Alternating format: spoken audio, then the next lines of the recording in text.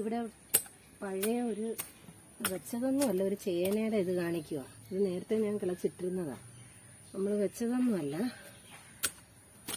അത് ഞാൻ നോക്കിയപ്പോൾ അതിൻ്റെ ഇലയൊക്കെ വാടി കിടക്കുന്നത്. അപ്പം അമ്മയടുത്ത് ചോദിച്ചപ്പോൾ പറഞ്ഞ് ഇല വാടി കിടക്കുന്നെങ്കിൽ അതിൻ്റെ സമയമായി കാണും. പക്ഷേ വെച്ചതല്ലാത്തത് കൊണ്ട് വലുതൊന്നും കിട്ടത്തില്ല. പക്ഷേ ഞാൻ നോക്കുക, കുഴപ്പം നമുക്ക് ഇച്ചിരി പുഴുങ്ങാൻ പറ്റുന്ന ടൈപ്പാണോ എന്ന് നോക്കുക.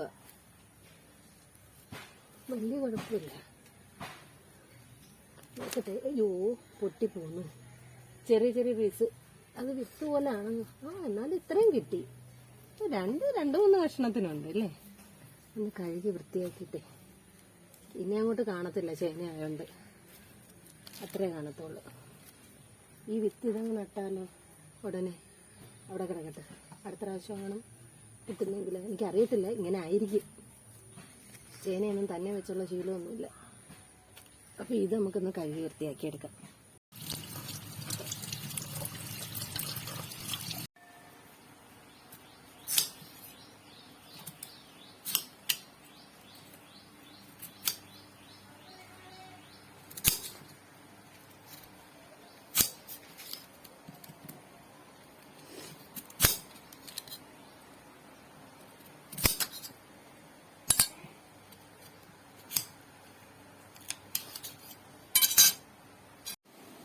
അങ്ങനെ നമ്മൾ ചെത്തിയെടുത്ത് കഴുകി വൃത്തിയാക്കി. ഒരു 6-7 പീസേ ഉള്ളൂ. പിന്നെ പച്ചക്കുരുമുളക് ഇട്ട ഒരു പുളിമുളകും കൂടെ ഉടയ്ക്കാം.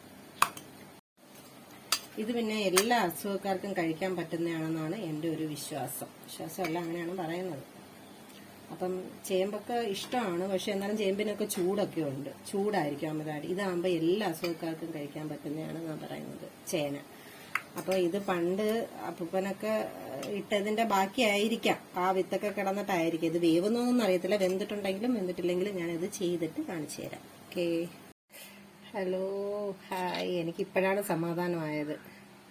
നല്ല പുട്ടുപോലെ വേവുന്നുണ്ട്. 10-15 മിനിറ്റ് ഞാൻ ഇങ്ങനെ ആദ്യം ചെറിയ ചൊറിച്ചിലൊക്കെ ഉണ്ടായിരുന്നു. അപ്പം ഞാൻ വിചാരിച്ചു, വേവത്തില്ലേ, വേവോന്ന് സംശയമായിരുന്നു. അപ്പൂപ്പനൊക്കെ നട്ടതിന്റെ ബാക്കി പത്രമാണിത്.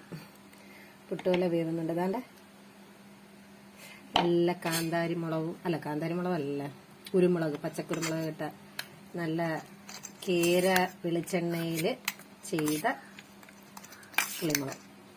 ഓക്കെ, അപ്പം നമുക്ക് കഴിച്ചു നോക്കിയാലോ.